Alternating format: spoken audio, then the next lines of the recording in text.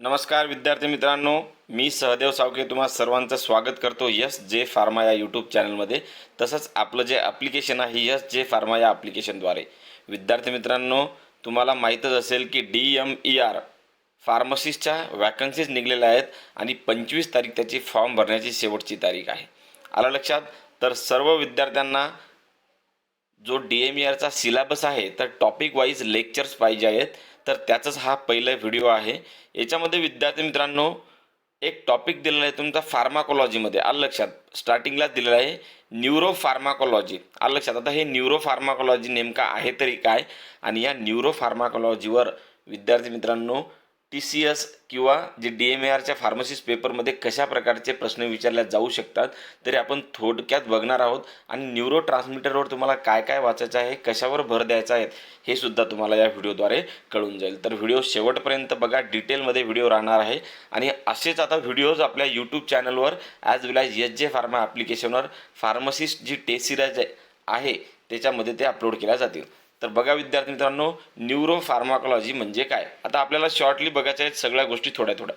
बघा, पहिला जो पॉईंट आहे ना, न्यूरो फार्माकोलॉजी म्हणजे काय, याची शॉर्टमध्ये एक छोटीशी डेफिनेशन आहे. आता याच्यामध्ये बघूयात आपण न्यूरो फार्माकोलॉजी म्हणजे नेमका आहे तरी काय. बघा, पहिला जे पॉईंट आहे तो बघूया. Neuro pharmacology is a branch of pharmacology that focuses on the study of how drugs and substances interact with the nervous system and particularly the brain and influence its function and behavior. म्हणजेच विद्यार्थी मित्रांनो, neuro pharmacology ही अशी branch आहे फार्माकोलॉजीची जिच्यामध्ये काय study केलं जातं की वेगवेगळे जे ड्रग्स आहेत किंवा वेगवेगळे जे सबस्टन्स आहेत ते आपल्या नर्वस सिस्टीमसोबत कसे इंटरॅक्ट होतात, ते आपल्या नर्वस सिस्टीममध्ये ॲक्ट झाल्यानंतर किंवा आपण ॲडमिनिस्टर्ड केले जर आपण ते, तर आपल्या ब्रेनवर त्याचा काय इफेक्ट होतो किंवा ब्रेनमध्ये काय चेंजेस होतात किंवा नर्वस सिस्टीममध्ये काय चेंजेस होतात. आलं लक्षात? म्हणजे influence its function and behaviour, म्हणजे त्याच्या जे नर्वस सिस्टीमचं फंक्शन आहे त्याच्यावर काय इन्फ्लुएन्स होतो, काय चेंजेस होतात किंवा त्या नर्वस सिस्टीमच्या फंक्शनिंगच्या बिहेवियरमध्ये काय चेंजेस होतात, याची जी स्टडी करणारी ब्रांच आहे ना, त्याला आपण न्यूरो फार्माकोलॉजी म्हणायचं. म्हणजे इन द शॉर्ट काय, तर आपल्याला सेंट्रल नर्वस सिस्टीममध्ये किंवा सेंट्रल नर्वस सिस्टीमवर जेही ड्रग ॲक्ट होतात तर या ड्रगचं डिटेल आपल्याला काय करायचं आहे, बघायचं आहे याच्यामध्ये. आलं लक्षात? म्हणून कोणत्या प्रकारचे कोणते क्लासेस जे आहेत ड्रगचे जे की नर्वस सिस्टीमवर ॲक्ट होतात, ते ॲक्ट झाल्याच्यानंतर काय चेंजेस होऊ शकतात, त्याचे काय युजेस आहेत. आलं लक्षात? तर ते कशा प्रकारे ॲक्ट होतात, अशा सगळ्या प्रकारच्या गोष्टी आपल्याला याच्यामध्ये काय करायच्या आहेत, बघायचं आहे. तुम्हाला न्यूरो फार्माकोलॉजीमध्ये कन्फ्युजन होऊन द्यायचं नाही आहे. आलं लक्षात? एकदम सोपं आहे, फक्त समजून घ्यायचे आहेत कन्सेप्ट. असं न्यूरो फार्माकोलॉजी आहे बाबा म्हणजे असं वेगळं काही आहे असं काहीही नाही. मी जे सांगत आहे तेच त्याच्यामध्ये आहे आणि अशाच प्रकारचा अभ्यास तुम्हाला काय करायचा आहे, एक्झाममध्ये करायचा आहे. आलं लक्षात? आता हे शॉर्टली फक्त तुम्हाला समजण्यासाठी मी हे थेरीचा काही पार्ट घेतलेला आहे. बाकी प्रश्न कशा प्रकारचे येणार आहेत ते आपण खाली बघूयाच. आलं लक्षात? त्यानंतर बघा, दुसरा जो पॉईंट आहे, it involves the investigation of the various aspect such as effect of drug on neuron. बघा, तुम्हाला सांगितलं ना याच्यामध्ये काय स्टडी करायचं आहे. आपण जे ड्रग ॲडमिनिस्टर घेत आहे त्याचा इफेक्ट काय आहे न्यूरॉन्सवर, कारण की न्यूरॉन काय आहेत, आपल्या शरीरामधले सेंट्रल नर्व्हस सिस्टीमचे फंडामेंटल युनिट्स आहेत. आलं लक्षात? त्याच्यामुळेच आपली सेंट्रल नर्वस सिस्टीम काय करते, जेही काम सिग्नलिंगचं किंवा मॅसेज ट्रान्समिशनचं आहे ते कोणामुळे होतं, न्यूरॉन्समुळे. मग आपण जे ड्रग घेतले त्याचा इफेक्ट आपल्या न्यूरॉनवर कशा प्रकारे होतो हे सुद्धा आपण कशामध्ये चेक वाचतो किंवा कशामध्ये स्टडी करतो, या न्यूरो फार्माकोलॉजीमध्ये. त्याच्यानंतर दुसरा पॉईंट काय आहे, न्यूरो ट्रान्समीटर्सवर त्याचा इफेक्ट काय होतो, रिसेप्टारवर त्याचा इफेक्ट काय होतो वेगवेगळ्या ड्रगचा. त्यानंतर signalling pathways in the nervous system याच्यावर सुद्धा त्याचा काय इफेक्ट होतो किंवा याच्याबद्दल स्टडी करणं, कशाबद्दल, न्यूरॉन्सबद्दल. न्यूरो ट्रान्समीटर कोणते असतात सेंट्रल नर्वस सिस्टीममध्ये, न्यूरो ट्रान्समीटर ते कोणत्या रिसेप्टारवर ॲक्ट होतात आणि ते रिसेप्टारवर ॲक्ट झाल्याच्यानंतर आपल्याला फिजिओलॉजिकल ॲक्शन कशी भेटते वेगवेगळ्या सिग्नलिंग पाथवेजद्वारा. तर हे सुद्धा आपण कशामध्ये स्टडी करतो, या न्यूरो फार्माकोलॉजी. हे झालं इन शॉर्टमध्ये. आलं लक्षात? थेरीचा थोडासा पार्ट. प्रश्न अशा प्रकारचा नाही, प्रश्न खाली कसे येतात ते आपण बघणारच आहोत. आणि प्रत्येक व्हिडिओ लेक्चर झाल्याच्यानंतर किंवा थेरीचा पार्ट कव्हर झाल्याच्यानंतर तो जो टॉपिक आहे, जसं आता न्यूरो फार्माकोलॉजी आपण कव्हर केलं, तर याच्यावर आपण काय करणार आहोत, MCQ सुद्धा व्हिडिओद्वारे समजावून सांगणार आहोत की कशा प्रकारचा MCQ येऊ शकतो. त्याच्यानंतर विद्यार्थी मित्रांनो बघा, तिसरा जो पॉईंट आहे, आपल्याला माहीत असायला पाहिजे की न्यूरॉन म्हणजे काय. तर इथं ते न्यूरॉन म्हणजे काय इथं शॉर्टमध्ये मी दिलेलं आहे, ते सुद्धा तुम्ही काय करू शकता, बघून घेऊ शकता. बघा, neuron also known as nerve cell. तुम्हाला माहीत असेल न्यूरॉनला नर्व सेल सुद्धा म्हणतात. आलं लक्षात. And it is the fundamental unit of the nervous system. मग तुम्हाला जर प्रश्न आला which of the following is the fundamental unit of the nervous system, तिथं जर तुम्हाला ऑप्शन्स आले नर्व सेल, त्याच्यानंतर नेफ्रॉन, आलं लक्षात, असे वेगवेगळे जर आले तर तुम्हाला माहीत असायला पाहिजे की न्यूरॉन अँड नर्व सेल किंवा or nerve cell is the fundamental unit of the nervous system. Basic unit, जसं आपल्या बॉडीचं फंक्शन हे करण्यासाठी आपलं बेसिक फंक्शन युनिट कोणतं आहे आपल्या बॉडीचं, सेल, कोण, सेल. तसंच नर्वस सिस्टीमचं काय आहे तर नर्व सेल किंवा न्यूरॉन म्हणतो आपण. मग हे न्यूरॉन असतात तरी काय, तर it is a specialised cell that is responsible for transmitting electrical and chemical signals within the body. आणि हे कशासाठी महत्त्वाचे असतात, आपल्या बॉडीमध्ये वेगवेगळे इलेक्ट्रिकल आणि केमिकल सिग्नल ट्रान्समिट करण्यासाठी. जसं की आपल्याला फॉर एक्झाम्पल चटका लागला तर आपण त्या चटक्यावर असा हात ठेवणार का, लगेच नाही ठेवणार ना, हात बाजूला काढणार. हे कशामुळे होतं, या न्यूरॉन्समुळे. आपल्याला समजतं, लगेच आपल्याला ॲक्टिव्हिटी होऊन जाते, मोटर ॲक्टिव्हिटी आपण त्याला म्हणतो, आपला हात लगेच काढून घेतो. किंवा कोणी जर आपल्याला मारत असेल तर आपण त्याला रेजिस्ट करतो ना. म्हणजे हे काय आहे तर न्यूरोनल ॲक्टिव्हिटीज आहेत. आपल्याला लगेच मेसेज भेटतो की कोणतरी तुम्हाला मारत आहे, लवकर पळून जा किंवा त्याला प्रतिरोध करा, आलं लक्षात. तर अशा प्रकारच्या गोष्टी याच्यामध्ये काय असतात, या न्यूरॉनचं काम असतं, आहे का नाही, स्पेशल मेसेज काय करणं, ट्रान्समिट करणं. त्यानंतर विद्यार्थी मित्रांनो बघा, neuron are highly specialise for the processing and transmission of information enabling communication between the different part of body. Neuron हे जे आहेत ना विद्यार्थी मित्रांनो, हे कशासाठी आहेत, हायली स्पेशलाइज आहेत. कशासाठी, द प्रोसेस ट्रान्समिशन करण्यासाठी. कोणती प्रोसेस, इन्फॉर्मेशन, जीही इन्फॉर्मेशन आपल्याला भेटत आहे. मी आत्ताच तुम्हाला सांगितलं ना, जर चटका लागला तर ही एका प्रकारची इन्फॉर्मेशन आपल्या शरीराला भेटली. मग याच्यावर ॲक्टिव्हिटी कशी होईल, जेव्हा हा मेसेज आपल्या ब्रेनला पोहोचेल. मग हे ब्रेनला पोहोचण्याचं जे काम असतं कोण करतं तर न्यूरॉन्स करतात, आलं लक्षात. मग न्यूरॉन्स आपल्या ब्रेनला जर इथं मेसेज पोहोचला की तुम्हाला चटका लागला तर आपण त्या चटक्याहून लगेच हात काढतो. का बरं, कारण की आपल्याला मेसेज भेटला आणि लगेच आपली ॲक्टिव्हिटी काय झाली, आपल्या ब्रेनद्वारे करण्यात आली, आलं लक्षात. तर हे झालं न्यूरॉनचं काम. Enabling the communication between the different part of the body, आलं लक्षात. जसंच डिफरंट आपल्या शरीराचे जे पार्ट आहेत तर यांच्यामध्ये जे कम्युनिकेशन आहे, मेसेज ट्रान्सफर करणं, हे सुद्धा कोणाचं काम आहे, या न्यूरॉनचं काम आहे, आलं लक्षात. हा झाला तिसरा पॉईंट. त्यानंतर बघा विद्यार्थ्यांनो, खाली तुम्हाला खूप महत्त्वाचे हे बघायचे आहेत, न्यूरो ट्रान्समीटर कोणते, रिसेप्टर कोणते. त्याच्या अगोदर थोडंसं बेसिक जे नॉलेज आहे ना, हे तुम्हाला बघून घ्यायचं आहे, त्याच्यासाठी हा व्हिडिओ आहे, ठीक आहे. तर त्यानंतर चौथा जो पॉईंट आहे तो कोणता आहे विद्यार्थी मित्रांनो बघा, हा, ओके. याच्यामध्ये काय सांगितलेलं आहे, neurotransmitters are chemical messenger that transmit signal across the synapses in the central nervous system and other part of the body. आता तुम्हाला न्यूरॉनबद्दल सांगितलं, मग आपल्या ब्रेनमध्ये न्यूरो ट्रान्समीटर सुद्धा असतात. यांचं काम काय असतं विद्यार्थी मित्रांनो, आपल्याला, तुम्हाला मी आत्ता सांगितलं, जर चटका लागला तुम्हाला मेसेज भेटतो, मेसेज न्यूरॉनद्वारे कन्वे केला जातो. पण दोन न्यूरॉनच्या मधामध्ये एक स्पेस असतं, त्याला आपण सिनॅप्स म्हणतो. या सिनॅप्सच्या मध्ये विद्यार्थी मित्रांनो एक केमिकल मॅसेंजर असतं, त्याला आपण न्यूरो ट्रान्समीटर म्हणतो. आणि हे न्यूरो ट्रान्समीटर काय करतं, या दोघांच्या मधलं ट्रान्सपोर्ट मीडियम काय होतं म्हणून ॲक्ट होतं. कोणाच्या, दोन न्यूरॉनच्या मधलं. म्हणजे एका न्यूरॉनमधून जर आपल्याला मेसेज भेटला तर त्या सिनॅप्समध्ये जर न्यूरो ट्रान्समीटर नसलं तर तो दुसऱ्या न्यूरॉनमध्ये मेसेज ट्रान्सफर होणार नाही आणि आपल्या ब्रेनपर्यंत जाणार नाही. म्हणजे असं प्रत्येक दोन न्यूरॉनच्या मध्ये एक स्पेस असतं, त्याला आपण म्हणतो सिनॅप्स. आणि या सिनॅप्समध्ये काय असतात, ते केमिकल मॅसेंजर्स असतात की जे एका न्यूरॉनपासून मेसेज घेतात आणि दुसऱ्या न्यूरॉनपर्यंत पोहोचतात. असं पोहोचत ते न्यूरॉनद्वारे मेसेज ब्रेनपर्यंत पोहोचतो, आलं लक्षात. त्या सिनॅप्समध्ये म्हणजे त्या पोकळीमध्ये, त्या रिकाम्या जागेमध्ये जे केमिकल मॅसेंजर्स असतात त्याला आपण काय म्हणतो, न्यूरो ट्रान्समीटर. आणि त्यांचं काय काम असतं, मेसेज ट्रान्समिट करणं, आलं लक्षात. बघा इथं, neurotransmitter are the chemical messenger. ते काय आहे, ते केमिकल मॅसेंजर आहेत that transmit the signal across the synapses. कोणाच्या अक्रॉस करतात, सिनॅप्सिसच्या. म्हणजे दोन न्यूरॉनच्या मधामध्ये जी सिनॅप्स असते, या सिनॅप्समधून ते काय करतात, मेसेज ट्रान्सफर करतात, आलं लक्षात. In the central nervous system and other part of the body. म्हणजे सेंट्रल नर्वस सिस्टीमपर्यंतही पोहोचतो आपला मेसेज, जर आपल्या शरीराला काही झालं तर. आणि त्याच्यावर ॲक्टिव्हिटी करण्यासाठी आपल्या ऑर्गनकडे सुद्धा मेसेज पोहोचण्याचं काम कोण करतात, हे न्यूरो ट्रान्समीटर्स करत असतात, जे की कुठे प्रेझेंट असतात, सिनॅप्समध्ये. मग तुम्हाला एक्झाममध्ये असा एक प्रश्न विचारू शकतात विद्यार्थी मित्रांनो, where the neurotransmitters are present. तर ते कुठे प्रेझेंट असतात विद्यार्थी मित्रांनो, सिनॅप्समध्ये. म्हणजेच दोन न्यूरॉनच्या मधामध्ये जेही पोकळी असते त्या पोकळीला सिनॅप्स म्हणतात. हे सुद्धा येऊ शकतं, दोन न्यूरॉनच्या मधामध्ये जे गॅप असतो त्याला काय म्हणतात, सिनॅप्स. आणि त्या सिनॅप्समध्ये काय प्रेझेंट असतं तर न्यूरो ट्रान्समीटर. हे तुम्हाला माहीत असायला पाहिजे. आणि न्यूरो ट्रान्समीटर काय आहेत, एका प्रकारचे केमिकल मॅसेंजर्स.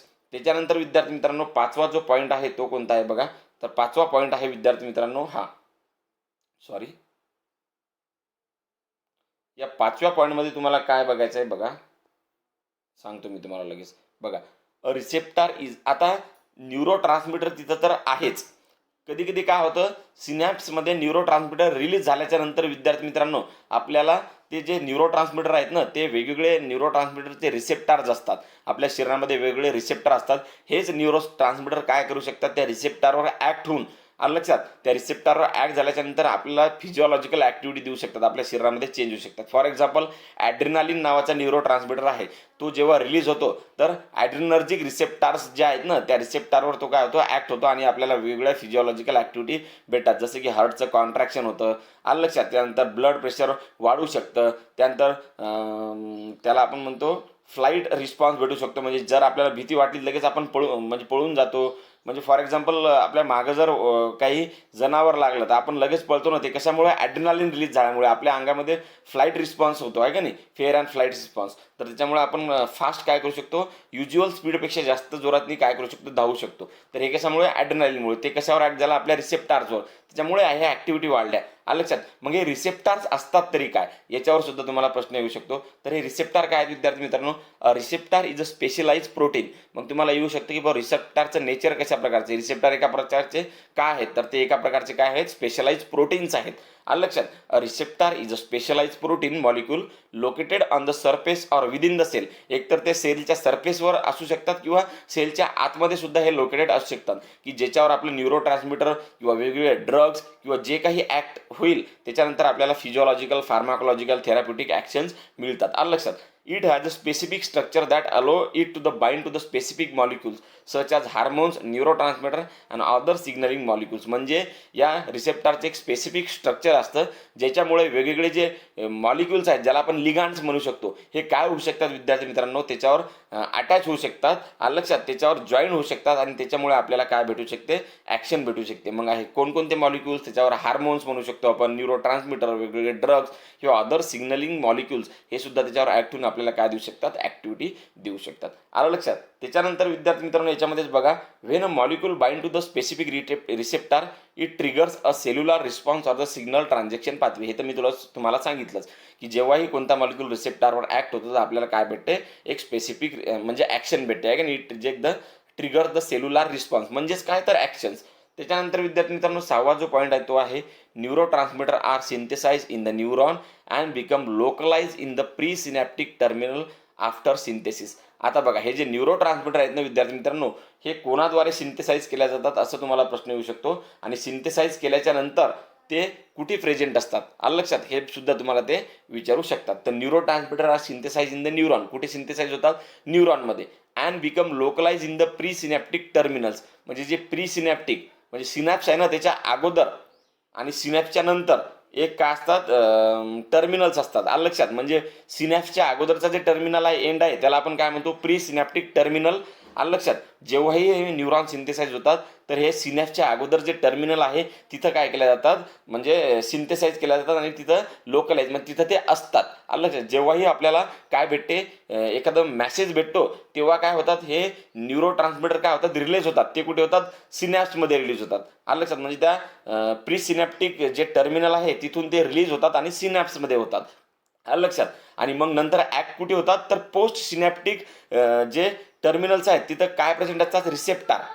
आलं लक्षात. तिथं ते काय होतात, ॲक्ट होतात आणि आपल्याला फिजिओलॉजिकल किंवा जी कोणती ॲक्शन भेटायची ती भेटते. मग तुम्हाला इथं प्रश्न विचारू शकतात की बाबा जे न्यूरॉन्स आहेत ते सिंथेसाइज कुठे होतात, तर आपलं न्यूरो ट्रान्समीटर सिंथेसाइज होतात न्यूरॉन्समध्ये. ते लोकलाइज म्हणजे कुठे ठेवलेले असतात, तर प्री सिनॅप्टिक टर्मिनल्समध्ये. आलं लक्षात. म्हणजे सिनॅपच्या अगोदर जे टर्मिनल आहे न्यूरॉनचं तिथं ते लोकलाइज केलेले असतात किंवा ठेवलेले असतात, साचून ठेवलेले असतात. जेव्हा ते रिलीज होतात तर ते कुठे रिलीज होतात, तर सिनॅप्समध्ये रिलीज होतात.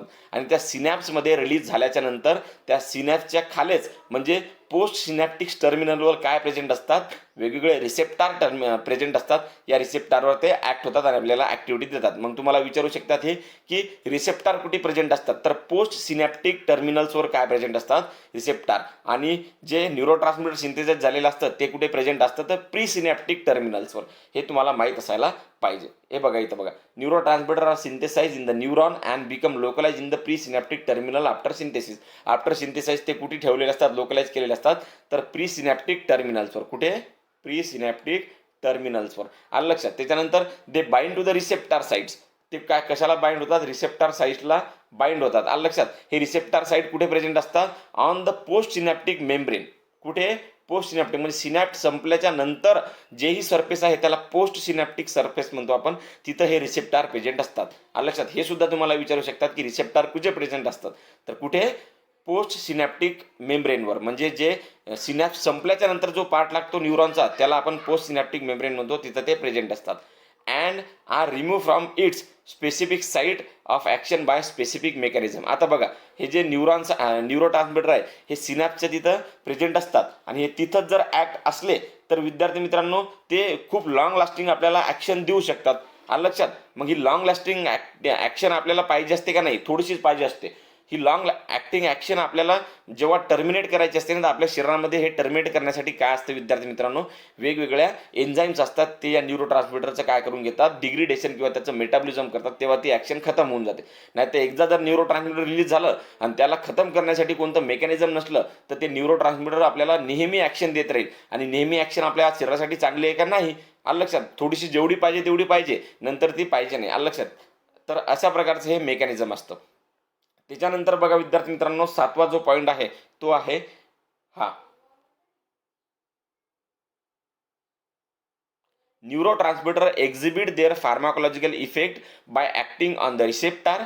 Receptor are the genetically coded proteins embedded in cell membranes which mediate neuropharmacological effects. म्हणजे विद्यार्थी मित्रांनो, मी आत्ता तुम्हाला जे समजून सांगितलं की हे न्यूरो ट्रान्समिटर जे आहेत तर हे फार्माकोलॉजिकल इफेक्ट प्रोड्यूस तर करतात, पण कसं, by acting on the receptor. आणि रिसेप्टर कुठे प्रेझेंट असतात, पोस्ट सिनॅप्टिक मेम्ब्रेनवर. म्हणजे सिनॅप्सच्या गॅप संपल्याच्या नंतर जो पार्ट असतो ना न्यूरॉनचा, ते पोस्ट सिनॅप्टिक मेम्ब्रेन असते त्याच्यावर ते ॲक्ट होतात आणि आपल्याला फार्माकोलॉजिकल इफेक्ट देतात. मग receptor are genetically coded protein. तुम्हाला मी आत्ताच सांगितलं की रिसेप्टर एका प्रकारचे काय आहेत, प्रोटीन्स आहेत जेनेटिकली कोडेड. याच्यावर काय होतात, आपले न्यूरो ट्रान्समिटर किंवा जेही ड्रग आहेत, जेही हार्मोन ॲक्ट होतात, आपल्याला फार्माकोलॉजिकल ॲक्टिव्हिटी देतात. हे कुठे असतात, सेल मेम्ब्रेनवर असू शकतात, इन द सेल असू शकतात, on the surface of cell असू शकतात, which mediate the neuropharmacological effect. आणि त्याच्यामुळे आपल्याला काय भेटतं, एक न्यूरो फार्माकोलॉजिकल इफेक्ट भेटतो. म्हणजे फार्माकोलॉजिकल इफेक्ट कशाच्या थ्रू, न्यूरॉनच्या थ्रू. कशामध्ये, सेंट्रल नर्वस सिस्टीममध्ये. कशामुळे, न्यूरो ट्रान्समिटरमुळे. म्हणजे CNS मध्ये जेही गोष्टी घडतात याला आपण न्यूरो फार्माकोलॉजिकल काय म्हणू शकतो, इफेक्ट्स म्हणू शकतो. आलं लक्षात. त्यानंतर थोडक्यात आपण हे बघणार आहोत आणि याच्यानंतर विद्यार्थी मित्रांनो वेगवेगळे जे न्यूरो ट्रान्समिटर आहेत याच्यावर कशा प्रकारचा प्रश्न येतो आणि रिसेप्टरवर कशा प्रकारचा प्रश्न येतो हे थोडक्यात बघणार आहोत. त्याच्यानंतरच्या पार्टमध्ये बाकीचे आपण जे इम्पॉर्टंट MCQs आहेत किंवा बाकीचा जो पार्ट आहे ते सुद्धा बघणार आहोत. बघा, त्याच्या अगोदर थोडक्यात तुम्हाला हे कसं घडतं प्रोसेस, तर हे तुम्हाला माहीत असायला पाहिजे. म्हणजे पेपरमध्ये तुम्हाला कन्सेप्ट्युअल जर काही प्रश्न आला तर ते सोपा जाऊ शकतो. बघा, हे स्ट्रक्चर ऑफ नर्व सेल आहे किंवा न्यूरॉन आहे. बघा विद्यार्थी मित्रांनो, हे जे एवढं दिलेलं आहे कोणतं, हे एक न्यूरॉन आहे. आलं लक्षात. आणि हा आहे दुसरा न्यूरॉन. आलं लक्षात. हे 2 न्यूरॉन्स आहेत. तुम्हाला मी सांगितलं की 2 न्यूरॉनच्या मधामध्ये जी स्पेस असते त्याला आपण काय म्हणतो, त्याला म्हणतो आपण विद्यार्थी मित्रांनो काय, सिनॅप्टिक गॅप. सिनॅप्स म्हणतो. काय म्हणतो, सिनॅप्स म्हणतो. आणि आपलं जे न्यूरो ट्रान्समिटर आहे ते कुठे रिलीज होतं, या सिनॅप्समध्ये रिलीज होते. ही जी पोकळी आहे ना, हे एक न्यूरॉन आणि हे एक न्यूरॉन, यांच्या दोघांमध्ये जी पोकळी आहे, गॅप आहे, त्याला म्हणतात काय, सिनॅप्टिक गॅप. आणि इथं काय रिलीज होतं, आपला न्यूरो ट्रान्समिटर. बघा, सिनॅप्टिक गॅप आणि न्यूरो ट्रान्समिटर रिलीज होतो. कोणाद्वारे, या न्यूरॉनद्वारे. आलं लक्षात. आता बघा, न्यूरॉनच्या स्ट्रक्चरमध्ये कोणकोणते पार्ट असतात. एक डेंड्राइट पार्ट असतो जो की वरचा पार्ट असतो. आलं लक्षात. जे की आपल्या शरीराद्वारे मॅसेज काय करतात, आपल्या शरीराद्वारे तो मॅसेज दिला जातो ऑर्गन्सद्वारे वेगवेगळ्या, तो कलेक्ट करतात. तो मॅसेज कोणाकडे देतात, या सोमाकडे. म्हणजेच नर्व सेलची जी बॉडी आहे ना, सेल बॉडी, या सेल बॉडीकडे देतात. हे डेंड्राइट्स जे आहेत ना, हे बघा, हे छोटे छोटे पार्ट जे दिसत आहेत ना, हे डेंड्राइट्स आहेत. हे मॅसेज कलेक्ट करतात, कोणाकडे नेतात, या सेल बॉडीकडं, आहे का नाही, बॉडी सेल्स आपल्या याच्याकडे, कशा, नर्व सेलच्या बॉडीकडं. आणि हे जे ॲक्झॉन आहे विद्यार्थी मित्रांनो असा एवढा, हे ॲक्झॉनद्वारे हा मॅसेज कुठे ट्रान्सफर केला जातो, ॲक्झॉन टर्मिनलकडं. हे वेगवेगळे ॲक्झॉन टर्मिनल्स आहेत. आलं लक्षात. या ॲक्झॉन टर्मिनल मध्ये जो मॅसेज असतो हा कोणाद्वारे, दुसऱ्या न्यूरॉनमध्ये. हा दुसरा न्यूरॉन आहे. कोणता, हा दुसरा न्यूरॉन आहे. आलं लक्षात. याच्या मधामध्ये जो सिनॅप्टिक गॅप आहे ना, याच्यामध्ये हे न्यूरो ट्रान्समीटर आहे आणि या ॲक्झॉन टर्मिनलमध्ये जो मॅसेज आहे या न्यूरो ट्रान्समीटरद्वारे दुसऱ्या न्यूरॉनमध्ये मॅसेज ट्रान्सफर केला जातो. डबल हा मॅसेज या ॲक्झॉन जे आहे याच्याद्वारे ॲक्झॉन टर्मिनलपाशी जातो. डबल इकडे विद्यार्थी मित्रांनो या सिनॅप्टिक गॅपमधून न्यूरो ट्रान्समीटर जे आहे त्याद्वारे दुसऱ्या न्यूरॉनकडे नेला जातो. असा आपल्या बॉडीकडून भेटलेला जो मॅसेज आहे तो आपल्या कुणीकडे जातो, ब्रेनपर्यंत. आणि ब्रेनचा नंतर डबल आपल्याला रिफ्लेक्स ॲक्शन भेटतं, ते कुठे जाते, आपल्या बॉडीकडे, आहे का नाही. असं याला आपण काय म्हणतोय, रिफ्लेक्स ॲक्शन म्हणतो. आलं लक्षात. हे थोडक्यात बघायचं आहे तुम्हाला. आलं लक्षात. याच्यामध्ये विद्यार्थी मित्रांनो तुम्हाला विचारू शकतात की सिनॅप्टिक गॅप कशाला म्हणतात, तर दोन न्यूरॉनच्या मधामध्ये जे गॅप आहे त्याला सिनॅप्टिक गॅप. न्यूरो ट्रान्समीटर कुठे रिलीज होतो, या सिनॅप्टिक गॅपमध्ये. याच्यानंतर विद्यार्थी मित्रांनो रिसेप्टार कुठे प्रेझेंट असतात, तर बघा आता हे झालं सिनॅप्ट, आहे का नाही. तर जे न्यूरो ट्रान्समीटर सिंथेसाइज झालेले असतात हे कुठे, पोस्ट सिनॅप्टिक मेम्ब्रेनमध्ये किंवा पोस्ट सिनॅप्टिक पार्टमध्ये.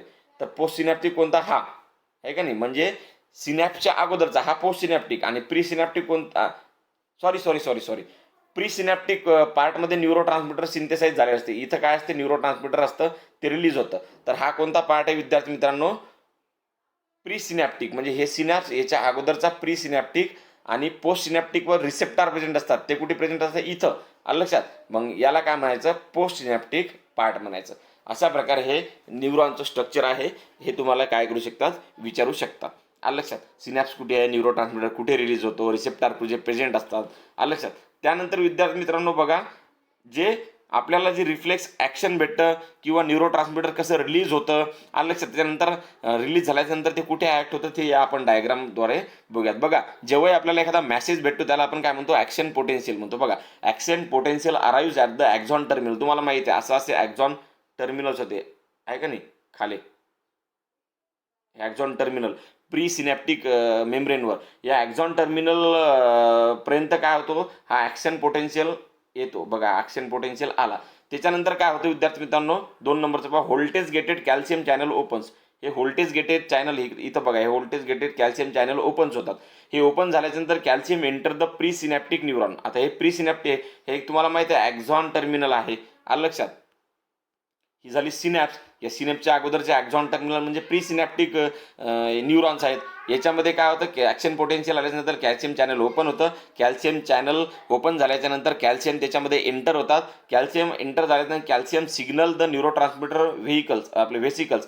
हे जे न्यूरो ट्रान्समीटर व्हेसिकल्स आहेत ना, याच्यामध्ये न्यूरो ट्रान्समीटर सिंथेसाइज झालेलं असतं. याला काय करतात, ते सिग्नल देतात. सिग्नल दिल्याच्यानंतर vesicle move to the membrane and dock. म्हणजे व्हेसिकल जे आहेत हे इथं मूव्ह होतात. कुठे, तर आपल्या प्री सिनॅप्टिक जे मेम्ब्रेन आहेत त्याच्या म्हणजे कशावर, प्री सिनॅप्टिक लोकेशनवर. सिनॅपच्या अगोदर जो पार्ट असतो ना तिथं ते झाल्यानंतर डॉक होतात. तिथं ते प्रोटीन काय होतं, मग नंतर ते रप्चर होऊन काय होतात, ते व्हेसिकल्स न्यूरो ट्रान्समीटर रिलीज होतो. बघा, vesicle move to the membrane and dock, neurotransmitter release via the exocytosis. मग या एक्झोसायटोसिसच्या प्रोसेसद्वारे म्हणजेच काय, तर न्यूरो ट्रान्समीटर या सिनॅप्समध्ये रिलीज होतात. या सिनॅप्समध्ये न्यूरो ट्रान्समीटर रिलीज झाल्याच्यानंतर वेगवेगळे पोस्ट सिनॅप्टिक जे एरिया आहे, म्हणजे सिनॅप्स झाली ही, आणि याच्यानंतर जो पोस्ट सिनॅप्टिक पार्ट आहे याच्यावर रिसेप्टार प्रेझेंट आहेत. बघा, हे रिसेप्टार आहेत.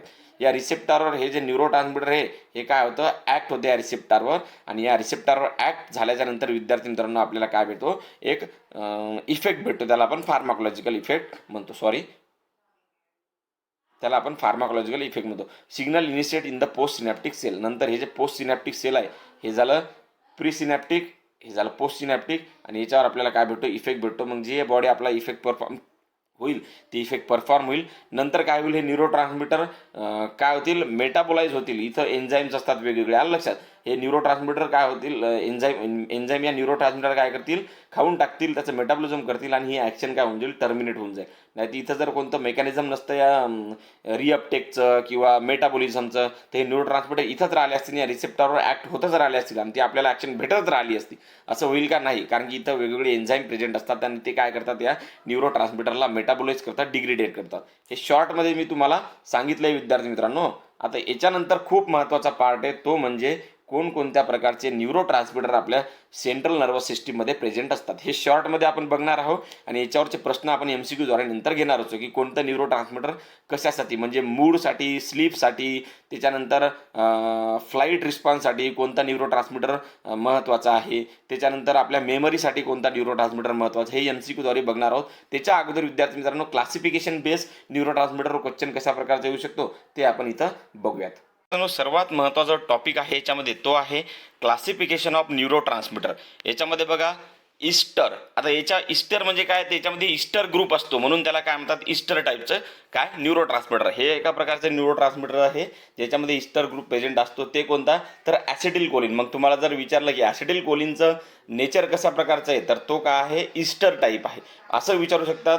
किंवा मग तुम्हाला विचारू शकतात की ॲसिटिल कोलिनचं नेचर काय आहे किंवा खालीलपैकी ईस्टर टाईपचं न्यूरो ट्रान्समीटर कोणतं आहे ते ओळखा. आलं लक्षात, हे तुम्हाला विचारू शकतात. याच्याबद्दल डिटेल इन्फॉर्मेशन आपण बघणार आहोत. सध्या फक्त याच्यामध्ये क्लासिफिकेशन बेसिसवर विचारण्यात येणारा प्रश्न आपण बघणार आहोत. त्यानंतर बघा बायोजेनिक अमाइन्स. आता हे एका प्रकारचे काय आहेत, बायोजेनिक अमाइन्स आहेत, म्हणजे अमायनो ॲसिड्सपासून बनलेले काय आहेत हे बायोजेनिक अमाइन्स आहेत. त्याच्यामध्ये पहिला क्लास कोणता आहे तर कॅटाकोलामाइन्स आणि दुसरा इंडोल अमाइन्स. आता तुम्हाला जर विचारलं विद्यार्थी मित्रांनो खालीलपैकी कॅटाकोलामाइन्स न्यूरो ट्रान्समीटर कोणता आहे तर तुम्हाला हे तीन ऑप्शन्स तुम्हाला माहीत असणं गरजेचं आहे. कोणतं, कॅटाकोलामाइन्समध्ये कोणकोणते येतात, पहिलं म्हणजे डोपामाइन, त्याच्यानंतर दुसरं म्हणजे नॉरइफिनेफ्रिन आणि तिसरं म्हणजे काय तर इफिनेफ्रिन. यालाच आपण काय म्हणतो, इफिनेफ्रिनला ॲड्रेनालिन आणि नॉरइफिनेफ्रिनला नॉर ॲड्रेनालिन. आलं लक्षात. मग कॅटाकोलामाइन कोणते आहेत तर डोपामाइन, नॉरइफिनेफ्रिन आणि इफिनेफ्रिन. आलं लक्षात, हे बायोजेनिक अमाइन्समध्ये. मग तुम्हाला जर खालीलपैकी कॅटाकोलामाइन न्यूरो ट्रान्समीटर कोणतं तर हे विचारलं तर तुम्हाला माहीत असायला पाहिजे की डोपामाइन, नॉरइफिनेफ्रिन आणि इफिनेफ्रिन हे काय आहे तर कॅटाकोल अमाइन्स. याच्यामध्ये कॅटाकोलामाइन नावाची रिंग असते किंवा कॅटाकोल रिंग असते म्हणून त्याला कॅटाकोलामाइन म्हणतात. आलं लक्षात. आता याच्यानंतर तुम्हाला प्रश्न विचारू शकतात विद्यार्थी मित्रांनो की हे कॅटाकोलामाइन्स कोणत्या अमायनो ॲसिड्स, आता तुम्हाला मी आत्ता सांगितलं की अमायनो ॲसिडपासून हे सिंथेसाइज होतात. मग कोणत्या अमायनो ॲसिडपासून हे सिंथेसाइज होतात हे आपण डिटेल बघणार आहोत MCQद्वारे ॲज वेल ॲज त्याच्यानंतर म्हणजे डिटेल जे बघणार समजा डोपामाइनबद्दल डिटेल, ॲड्रेनालिनबद्दल डिटेल, तर ते याच्याद्वारे आपण ते नंतर बघूयात. सध्याचं फक्त क्लासिफिकेशन. नंतर विद्यार्थी मित्रांनो इंडोल अमाइन्स. याच्यामध्ये आता काय इंडोल रिंग असेल, इंडोल अमाइन्स म्हणजे indole ring containing amino acids असतील, इंडोल अमाइन्स आहेत. आहे लक्षात. यामध्ये कोणकोणते आहेत, सेरोटॉनिन, त्यालाच आपण 5-हायड्रॉक्सीट्रिप्टामाइन म्हणतो, आणि हिस्टामाइन. हे दोन कशामध्ये येतात या इंडोल अमाइन्समध्ये. त्यानंतर अमायनो ॲसिड्स हे डायरेक्टली अमायनो ॲसिड्सपासूनच बनलेले असतात किंवा एका प्रकारचे अमायनो ॲसिड्सच आहेत हे न्यूरो ट्रान्समीटर. तर ते कोणते, पहिलं म्हणजे गाबा, त्याला आपण काय म्हणतो गॅमा अमायनो ब्युटायरिक ॲसिड. हे झालं गाबा पहिलं. नंतर ग्लायसिन, नंतर ॲस्पार्टेट, नंतर ग्लुटामेट. यांचा रोल खूप महत्त्वाचा आहे विद्यार्थी मित्रांनो. कशाचा, या वेगवेगळ्या न्यूरो ट्रान्समीटरचा. हे आपण डिटेल MCQद्वारे बघणारच आहोत. आलं लक्षात. सध्या फक्त तुम्हाला क्लासिफिकेशन बघायचं आहे. मग तुम्हाला जर विचारलं खालीलपैकी एक न्यूरो ट्रान्समीटर आहे त्याचं तो की अमायनो ॲसिड्सच आहे, म्हणजे एका प्रकारचा अमायनो ॲसिडच आहे, तर तो कोणता आहे तर Glycine, ॲस्पार्टेट, glutamate, gamma amino ब्युटारिक acid. हे न्यूरो ट्रान्समीटर काय आहेत, हे अमायनो ॲसिड्सच आहेत एका प्रकारचे. त्याच्यानंतर विद्यार्थी मित्रांनो बघा न्यूरोपेप्टाइड्स, वेगवेगळे न्यूरोपेप्टाइड म्हणजे हे काय तर अमायनो ॲसिडचे 4 ते 40 म्हणजे 4 ते 40 अमायनो ॲसिड एकत्र येऊन हे पेप्टाइड, म्हणजे तुम्हाला माहिती आहे ना अमायनो ॲसिड एकत्र आल्याच्यानंतर प्रोटीन्स तयार होतात, त्याला आपण पेप्टाइड लिंकेज म्हणतो, आहे का नाही. तर हे काय एका प्रकारचे न्यूरोपेप्टाइड आहेत, म्हणजे न्यूरॉनमध्ये तयार होतात म्हणून आणि प्रोटीनपासून बनलेले असतात, म्हणजे अमायनो ॲसिडपासून म्हणून न्यूरोपेप्टाइड. तर हे कोणकोणते, सबस्टन्स पी, एन्डॉर्फिन, एनकेपॅलिन, सोमॅटोस्टॅटिन, गॅस्ट्रिन, कोलेसायटोकायनिन, ऑक्सिटॉसिन, व्हॅसोप्रेसिन. हे काय ते एका प्रकारचे न्यूरोपेप्टाइड आहेत. त्यानंतर प्युरिन, याच्यामध्ये काय असणार तुम्हाला माहिती असेल, प्युरिन असणार, आहे का नाही. त्याच्यानंतर त्याचे एक्झाम्पल ॲडेनोसिन आणि ॲडेनोसिन ट्रायफॉस्फेट. आणि त्याच्यानंतर स्मॉल मॉलिक्युल्स कोणकोणते आहेत जे की न्यूरो ट्रान्समीटर म्हणून ॲक्ट होऊ शकतात, ज्यांचं नेचर कसं असणार आहे, कसं आहे, गॅसेस आणि लिपिड्स नेचर आहे. तर कोणते, नायट्रस ऑक्साईड, कार्बन मोनॉक्साईड आणि कॅनापेनाइड्स. हे झालं विद्यार्थी मित्रांनो कशाचं क्लासिफिकेशन, या न्यूरो ट्रान्समीटरचं. मग तुम्हाला काही विचारू शकतात की बाबा कॅटाकोलामाइन न्यूरो ट्रान्समीटरचं एक्झाम्पल सांगा, ईस्टर टाईपचं न्यूरो ट्रान्समीटरचं एक्झाम्पल सांगा, आलं लक्षात. त्याच्यानंतर इंडोलामाइन न्यूरो ट्रान्समीटर कोणता आहे का नाही, सेरोटॉनिन हे कोणतं न्यूरो ट्रान्समीटर आहे, बायोजेनिक अमाइन आहे की अमायनो ॲसिड आहे की पॉलीपेप्टाइड आहे की न्यूरोपेप्टाइड आहे, आलं लक्षात. तुम्हाला विचारू शकतात की ॲस्पार्टेट हे कशा प्रकारचं न्यूरो ट्रान्समीटर आहे, आलं लक्षात. याच्यानंतर तुम्हाला MCQs तर बघायचे आहेत, हे फक्त बेसिक क्लासिफिकेशन झालं. त्याच्यानंतर हे सुद्धा बघितलं आपण, प्युरिन्स हे सगळं बघितलं. त्यानंतर रिसेप्टार्स, टाईप ऑफ रिसेप्टार, हे तर तुम्हाला डिटेल वाचायचं आहे, माझ्याकडून झालं तर मी सांगेल. के.डी. त्रिपाठीच्या बुकमध्ये रिसेप्टरचे टाईप स्पेशली दिलेले आहेत, याच्यावर सुद्धा प्रश्न हे विचारू शकतात. आता पहिला रिसेप्टर कोणता आहे तर बघा, लिगांड गेटेड रिसेप्टर. तुम्हाला मी सांगितलं की जेव्हा न्यूरो ट्रान्समीटर किंवा कोणताही ड्रग किंवा कोणताही हार्मोन जे फिजिओलॉजिकल त्याला ॲक्टिव्हिटी द्यायची असतील तर कोणत्या तरी रिसेप्टरवर त्याला बाइंड व्हावे लागतात. मग हे रिसेप्टर कोणकोणत्या टाईपचे आहेत तर पहिला for example ligand gated receptor, याला आपण आयन चॅनल सुद्धा म्हणू शकतो, आहे का नाही. लिगांड गेटेड आयन चॅनल काय म्हणू शकतो, आयन चॅनल्स. म्हणजे एका प्रकारचे आयन चॅनल्स असतात, याच्याद्वारे जे वेगवेगळे आयन्स आहेत जसे की सोडियम, कॅल्शियम, त्याच्यानंतर क्लोरीन हे ट्रान्सपोर्ट होऊ शकतात. म्हणजे मेम्ब्रेनच्या या साईडहून मेम्ब्रेनच्या त्या साईडला ते काय होऊ शकतात, म्हणजे अक्रॉस होऊ शकतात, त्या लक्षात.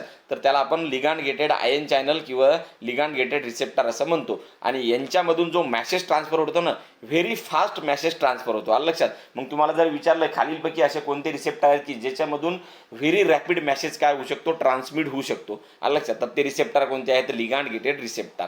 व्हेरी फास्ट मॅसेज इथून ट्रान्समिट होतो. बघा याच्यामध्ये तुम्हाला याची जर एक्झाम्पल बघायचं झालं, तुम्हाला कोलिनर्जिक रिसेप्टरमधलं जे निकोटिनिक रिसेप्टर आहेत ना, कोलिनर्जिक रिसेप्टर दोन टाईपचे, मस्कॅरेनिक आणि निकोटिनिक. तर त्याच्यामधलं जे निकोटिनिक रिसेप्टर आहेत ना, हे कशात कोणते येतं, लिगांड गेटेड रिसेप्टर्स आहेत. म्हणजे लिगांड गेटेड आयन चॅनलचं एक्झाम्पल काय आहे तर निकोटिनिक ॲसिटिल्कोलिन रिसेप्टर म्हणजे निकोटिनिक रिसेप्टर. त्यानंतर गाबा रिसेप्टर जे येतं हे सुद्धा एका प्रकारचे आयन चॅनल्स आहेत. त्यानंतर ग्लुटामेट रिसेप्टर आहेत ना का नाही, हे सुद्धा एका प्रकारचे आयन चॅनल्स आहेत. ग्लायसिन रिसेप्टर, NMDA रिसेप्टर, 5 हायड्रॉक्सीट्रिप्टामाइन म्हणजे सेरोटॉनिन रिसेप्टर जे आहेत ना, ज्याला आपण सेरोटॉनिनला 5 हायड्रॉक्सीट्रिप्टामाइन म्हणतो, तर त्याच्यामध्ये 5 हायड्रॉक्सीट्रिप्टामाइन 1, 5 हायड्रॉक्सीट्रिप्टामाइन 2, 5 हायड्रॉक्सीट्रिप्टामाइन 3 असे वेगळे रिसेप्टर आहेत.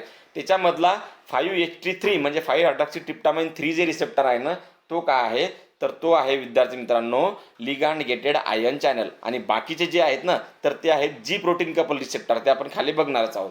आता हे जे याच्यामध्ये जी प्रोटीन आहे ना, याच्यामध्ये एक प्रोटीन्स असतं त्याला आपण जी प्रोटीन म्हणतो. हे काय करतं, वेगवेगळे सिग्नलिंग पाथवे काय करतं विद्यार्थी मित्रांनो ॲक्टिवेट करतं आणि त्याच्यानंतर आपल्याला काय भेटतं, फिजिओलॉजिकल रिस्पॉन्स भेटतो. मग mainly G protein couple receptor आहेत का नाही, हे काय करतात तर यांच्यामधला जो मॅसेज असतो तो एक म्हणजे as compare to ligand gated ion channel slowly transmit होतो. आलं लक्षात. तुम्हाला जर सांगितलं की जी प्रोटीन कपल रिसेप्टर आहेत तर यांच्यामधून मॅसेज कसा ट्रान्समिट होतो, एकदम स्लोली ट्रान्सपोर्ट होतो as compare to ligand gated ion channel. पण लार्जर फॅमिली कोणती रिसेप्टर म्हणजे मोस्ट अबुडंट रिसेप्टर कोणते आहेत जे आपल्या शरीरामध्ये प्रेझेंट आहेत, तर ते कोणते आहेत, जी प्रोटीन कपल रिसेप्टर जे टाईप आहे याचे रिसेप्टर आपल्या शरीरामध्ये मोस्ट मेजर टाईपमध्ये प्रेझेंट आहेत, म्हणजे जास्तीत जास्त प्रेझेंट आहेत. मग ते कोणकोणते तर तुम्हाला जर विचारलं ॲड्रेनर्जिक रिसेप्टर कोणत्या टाईपचे तर जी प्रोटीन कपल रिसेप्टर.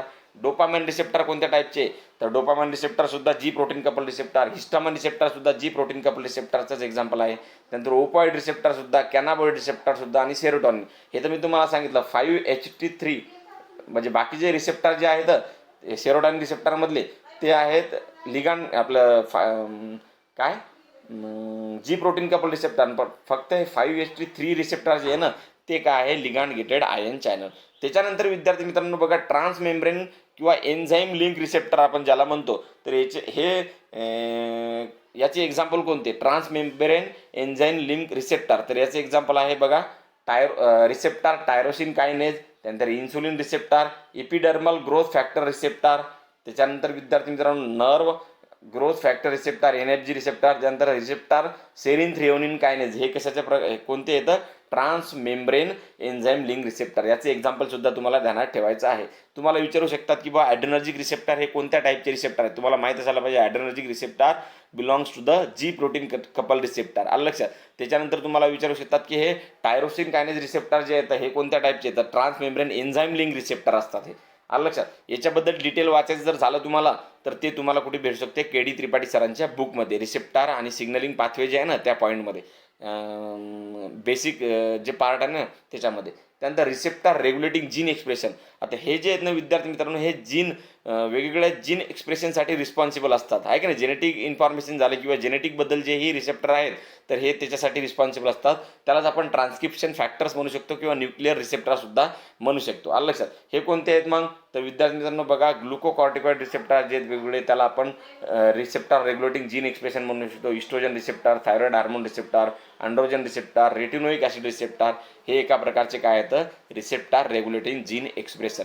तर तुम्हाला याचे एक्झाम्पल्स माहीत असणं पाहिजे की कोणते रिसेप्टर कोणत्या टाईपचे आहेत, कोणता न्यूरो ट्रान्समीटर कोणत्या टाईपचा आहे. आलं लक्षात. हे माहीत असायला पाहिजे.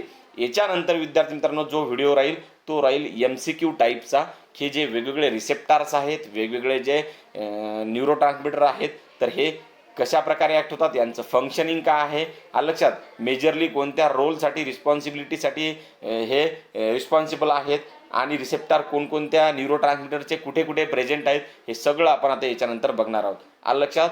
जय हिंद, जय महाराष्ट्र. Thank you very much. आपल्या HJ फार्माला तुम्ही जर अजून काय केलं नसेल, सबस्क्राईब केलं असेल तर HJ फार्मा यूट्यूब चॅनलला सुद्धा सबस्क्राईब करा.